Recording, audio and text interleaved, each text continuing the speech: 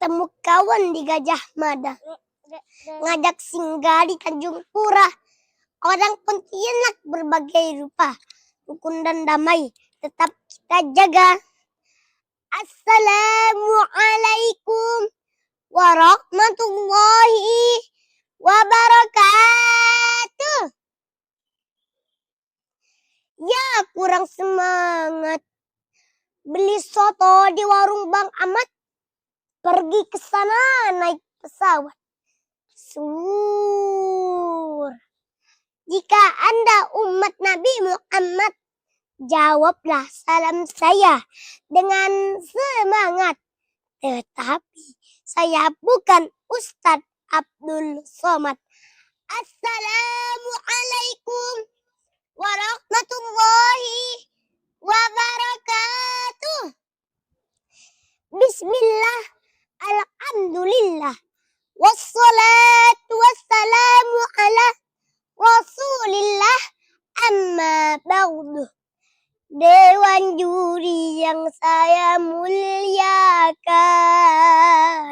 penonton yang saya banggakan, salam hormat dai cilik Sultan Zainul Alam dari Pontianak.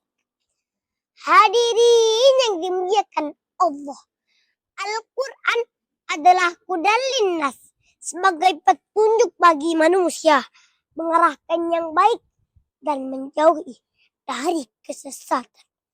Tetapi banyak orang yang rugi sekarang ini. Kenapa saya katakan rugi? Rugi, sibuk bekerja, pergi malam, pulang petang, sampai lupa membaca Al-Quran. Rugi, sibuk tiktokan, main game, sampai lupa membaca Al-Quran. Rugi, bisa membaca Al-Quran, tapi tidak mau membaca Al-Quran. Rugi, sibuk nongki, sampai ke masjid pun tidak sudi. Oleh karena itu, izinkan Sultan menyampaikan sebuah tausiah yang berjudul Membangun Generasi Cinta Masjid dan Quran dengan landasan Al-Quran Surah Al-Ahzab ayat 21. A'udzu billahi minasy syaithanir rajim. Bismillahirrahmanirrahim. Laqad kana lakum fi Rasulillahi uswatun hasanah. Ayat tersebut itu masih di dalam tafsirnya menjelaskan bahwa dalam diri Rasulullah itu suri tauladan yang baik bagi kita.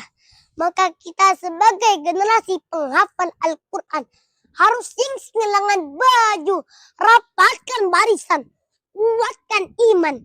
Kita gerakkan amar ma'ruf nahi mungkar. Dan jangan lupa menghafal Al-Quran serta berakhlak Al-Quran. Bagaimana Rasulullah sallallahu alaihi wasallam bersabda, khairukum man ta'allama Al-Quran wa 'allam. Sebaik-baiknya kamu orang yang belajar Al-Quran dan mengajarkannya. Hadirin yang dimuliakan Allah.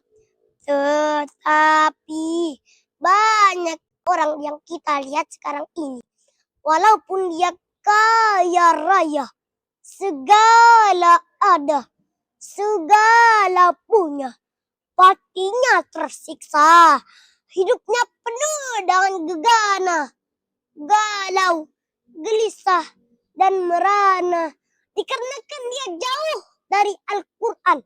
Jangankan mencium bau surga, di dunia pun akan menderita. Na'udzubillah.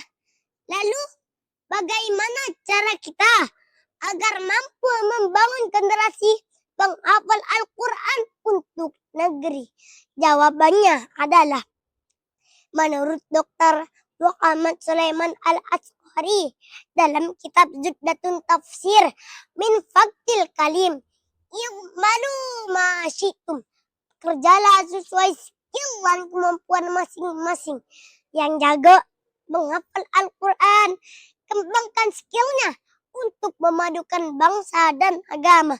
Yang jago tilawah Al-Quran, kembangkan skillnya untuk memadukan bangsa dan agama. Tapi saudaraku, baik yang jago tilawah Al-Quran, baik yang jago menghafal Al-Quran, harus didasari dengan moral dan akhlak yang benar. Kenapa? Karena tidak sedikit orang pintar tidak benar. Karena tidak sedikit oknum-oknum kontraktor yang makan uang kotor. Kenapa? Karena tidak didasari dengan moral dan akhlak yang benar. Oleh karena itu, isi otak dengan ilmu, briefing dengan akhlak, maka agar mampu membangun generasi menghafal Al-Quran untuk negeri. Kita jadikan agama yang rahmatin lil alamin dan jadikan negara yang bau gotor, wajibatun, walaupun ghafur. Amin amin ya rabbal alamin. Hadirin, jangan pernah tinggalkan sholat karena ada jutaan di dalam kubur yang ingin kembali hanya untuk bersujud kepada Allah. Sekian dari saya, mohon maaf atas segala kekurangan. Putih-putih bunga melati, aroma wangi di pagi hari. Ceramah saya cukup di sini. Kalau ada yang rindu, hubungi lagi. Assalamualaikum warahmatullahi